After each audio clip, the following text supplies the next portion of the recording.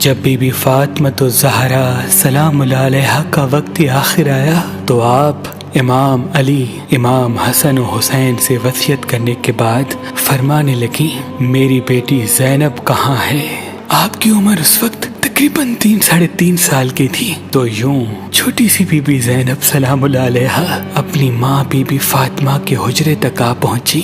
Be be Fatima نے فرمایا، اے زینب، میرے بابا حضرت محمد مصطفیٰ صلی اللہ علیہ وآلہ وسلم کو اللہ نے 5 کفن جنت سے عنایت کیے جو میرے بابا نے مجھے دیے، جس میں سے 1 کفن میرے بابا کا تھا اور 4 کفن میں تمہیں دینا چاہتی ہوں، لیکن کون سا کفن کس کا ہے؟ زینب یہ یاد رکھنا۔ بی بی زینب اپنے ننھے ننھے ہاتھوں سے کفن کو دیکھتی اور زاروں قطار روتی۔ بی بی فاطمہ زہرا نے فرمایا، زینب یہ دوسرا کفن میرا ہے۔ کچھ دن بعد تیرے بابا علی جب زاروں قطار رونے لگے تو سمجھ جانا تمہاری ماں اس فانی جہان سے رخصت ہو گئی، اور اپنے بابا کو یہ میرا کفن دے دینا۔ اور اے زینب، یہ تیسرا کفن تیرے بابا علی کا ہے۔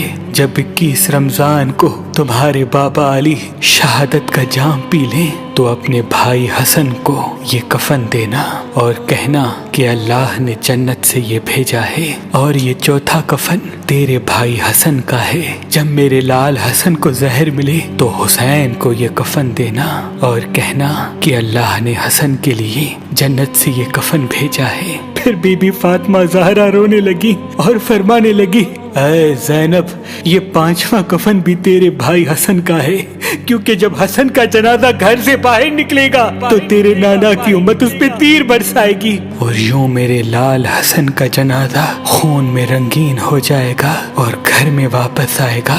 تب اے زینب، یہ 5واں کفن بھی حسین کو دینا کہ وہ حسن کا کفن تبدیل کر دے۔ اتنے میں بی بی زینب زاروں قطار رو کے کہنے لگی، اے میری ماں، میرے بھائی حسین کا کفن کہاں ہے؟ بس جیسے ہی بی بی نے یہ کہا تو بی بی فاطمہ زہرا زاروں قطار رو کے فرماتی ہے، اے زینب، تیرے بھائی حسین کو 3 دن کا بھوکا پیاسا کر کے کربلا کے میدان میں شہید کیا جائے گا۔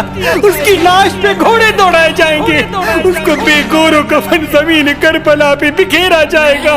اے زینب، میرے لال حسین کو کفن دینے والا کوئی نہ رہے گا۔ 3 دن بعد میرا لال حسین بغیر غسل و کفن تدفین کیا جائے گا۔ سلام ہو امام حسین کی غربت پر، سلام ہو بی بی زینب کے صبر پر، سلام ہو ان بیویوں کی اسیری پر جو کوفہ و شام قید ہو کر اللہ کے دین کے لیے پھرتی رہی۔ اللہ کے ولی حضرت شاہ شمس تبریز نے فرمایا کہ حسینی عقیق پہننے سے نظر، تعویذ، جادو انسان پہ اثر نہیں کرتے اور انسان کے کاموں میں رکاوٹیں ختم ہونے لگتی ہیں۔ تو ابھی ہماری ویب سائٹ مہربانی.com پہ آئیں اور یہ پتھر حاصل کریں۔ آپ اپنا لکی پتھر ہماری اپلیکیشن جو گوگل پلے اسٹور اور آئی فون ایپ اسٹور پہ موجود ہے ان سے بھی حاصل کر سکتے ہیں۔ مزید معلومات کے لیے ہمارے نمبر پہ کال کریں۔ اللہ آپ کو سلامت رکھے۔